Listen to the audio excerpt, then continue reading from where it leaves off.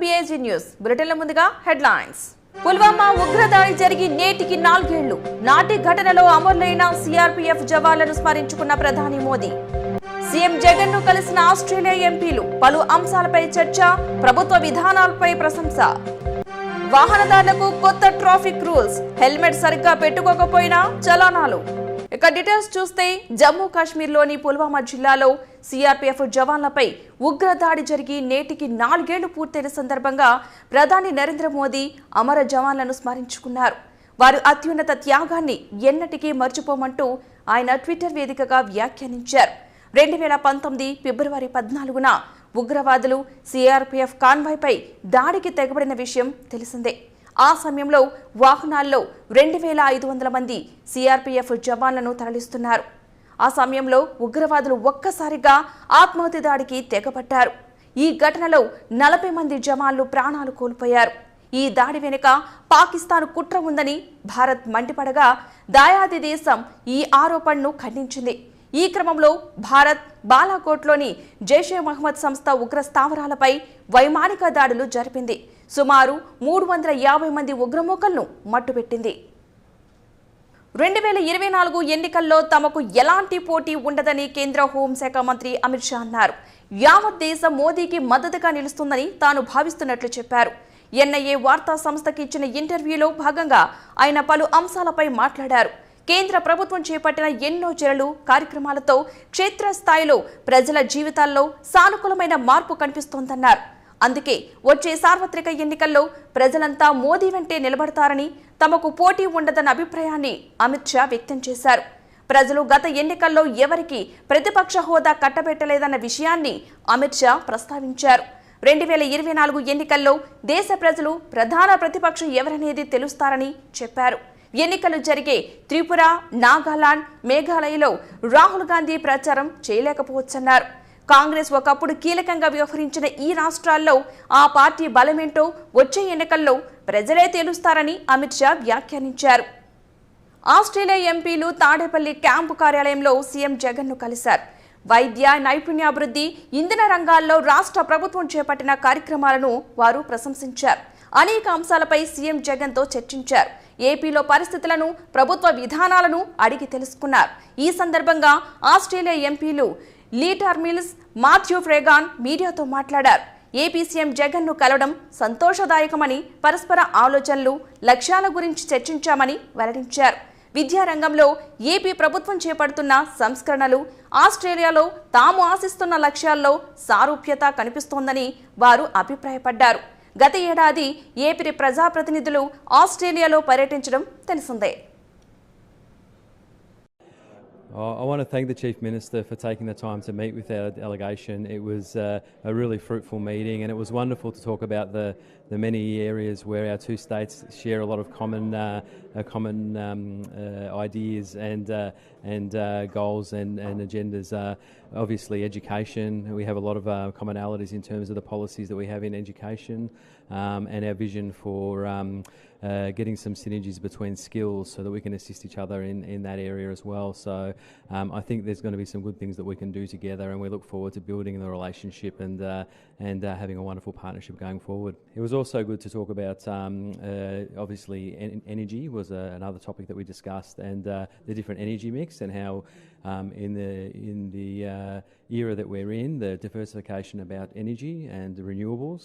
And hearing about the interesting initiatives that are being done here in terms of green energy, and hearing about the different initiatives and wind and solar as well was really interesting to hear the advancements that are being made here, and hearing about those sorts of things and seeing what application they might be able to have in Victoria as well. So that was a really interesting discussion too.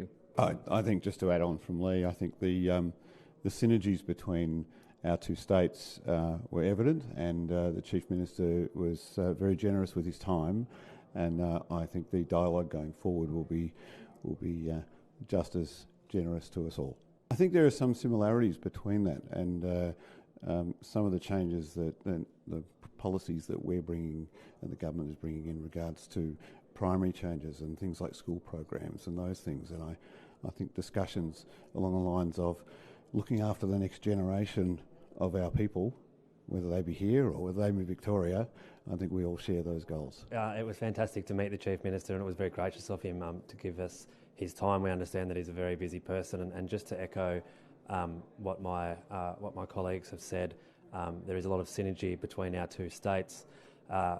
One of the fantastic opportunities that exists is the Commonwealth Games, which are going to be held in regional Victoria in 2026. I think that there are a whole host of opportunities for our states to work together in the educational sector, in training, but also in the construction of facilities as well. So it was great to sit down with the Chief Minister and speak about those topics, and I'm sure that this will be a fruitful relationship going forward. Today is another step going forward in terms of relationship between our two states, and I'd like to thank the Chief Minister for his time. We been a very fruitful discussion, exchange of ideas, and Chief Minister point out a few sort of very good points that we're going to take back to Melbourne to Victoria, such as skill and also education. So thank you very much for Chief Minister for giving his valuable time, and friendship will continue to grow from here. Okay, thank you. Thank you. Telangana CM KCR Kondagattu పుణ్యక్షేత్రాన్ని సందర్శించాలనుకున్న సంగతి తెలిసిందే. అయితే కొండగట్టులో ఆయన పర్యటన వాయిదా పడింది. కేసీఆర్ తన పర్యటనను మార్చుకున్నారు. కొండగట్టులో భక్తుల రద్దీ ఎక్కువగా ఉంటుందన్న కారణంతో ఈ నిర్ణయం తీసుకున్నారు. ఆలయ పునర్నిర్మాణం కోసం క్షేత్రస్థాయిలో ఆలయాన్ని పరిశీలించనున్నారు. అయితే భక్తుల తాకిడి ఎక్కువగా ఉండే మంగళవారం రోజున ఆలయ పర్యటన ఇబ్బందికరంగా ఉంటుందని సీఎంఓ భావించింది. సీఎం రాకతో భక్తులకు అసౌకర్యం కలగకూడదని ఈ పర్యటన వాయిదా నిర్ణయం తీసుకున్నారు. తెలంగాణ సర్కార్ ఇటీవల బడ్జెట్లో కొండగట్టు క్షేత్రం అభివృద్ధి కోసం 100 కోట్ల రూపాయలు కేటాయించడం తెలిసిందే. యాదాద్రి తరహాలోనే ఈ పుణ్యక్షేత్రాన్ని కూడా తీర్చిదిద్దనున్నారు. జనసేనతో కలిసి 2024 ఎన్నికలకు వెళ్తున్నామని బీజేపీ జాతీయ కార్యదర్శి సునీల్ దియోదర్ స్పష్టం చేశారు. వైసీపీ, టీడీపీ కుటుంబ సభ్యుల పాలనకు చరమగీతం పాడాల్సిన అవసరం ఎంతైనా ఉందని అన్నారు. ఆంధ్రప్రదేశ్ను పునర్నిర్మించడం ఒక్క బీజేపీ, జనసేనకి సాధ్యమని వెల్లడించారు. పట్టభద్రుల ఎమ్మెల్సీ ఎన్నికల్లో మాధవ్ను మళ్లీ గెలిపించాలని సునీల్ దియోదర్ విజ్ఞప్తి చేశారు. ఎమ్మెల్సీ ఎన్నికల్లో జనసేన, బీజేపీ ఉమ్మడి అభ్యర్థిగా మాధవ్ బరిలో దిగుతున్నట్లు ఆయన ప్రకటించారు.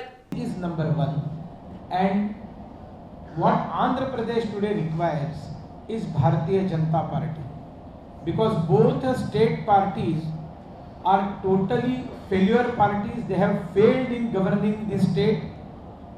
With great hope, people of Andhra Pradesh voted for YSRCP almost 4 years back, and now the sentiment in Andhra Pradesh people's mind is Penam nunchi poilo paddatlo ayindi. Am I right? मेरा ये तेलुगु तो ठीक है ना? आसमान से गिरे खजूर पे अटके, हिंदी में कहते हैं. तो ये जो खजूर पे अटका हुआ आंध्र प्रदेश है, वो ना वापस गिरने के लिए आसमान के पास चला जाएगा, मतलब टीडीपी के पास वापस नहीं जाएगा.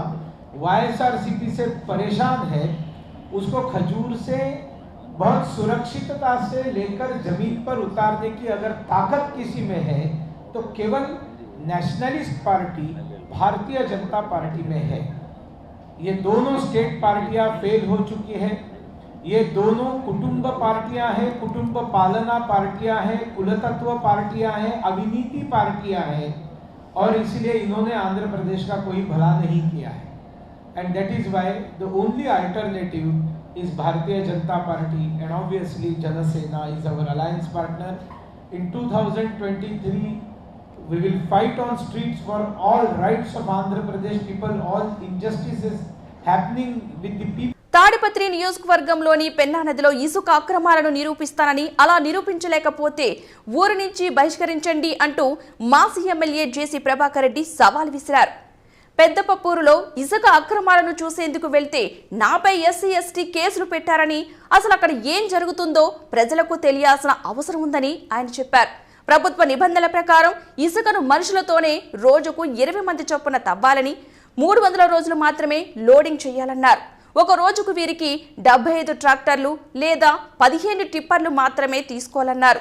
కానీ అక్కడ మాత్రం 200 హెచ్పి సామర్థ్యం గల 5 మిషన్లతో రాత్రింబవళ్లు పనిచేస్తున్నాయని 200 టిప్పర్లు 80 ట్రాక్టర్లు లోడింగ్ తెలిపారు. పెన్నా నదిలో లోడింగ్ వరకు 23 టన్నుల ఇసుకకు 8,550 రూపాయలు వసూలు చేస్తున్నారని, కానీ మార్కెట్లో డిమాండ్ను బట్టి 16,000 నుండి 40,000 వరకు దండుకుంటున్నారని చెప్పారు.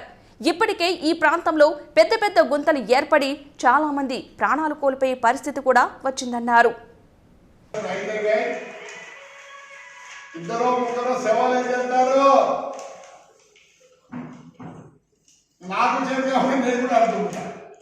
నిజం ఇంత మొత్తం కూడా చెప్తే వాళ్ళు ఆన్సర్ చేయకపోతే నేను అబద్ధంగా చెప్పేది.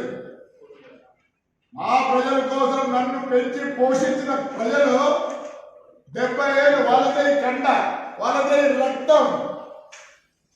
నేను డెఫినెట్గా చెప్తున్నా, సోమవారం అంటే డిసైడ్ వాళ్ళతో పాటు నేను దుక్కుతా.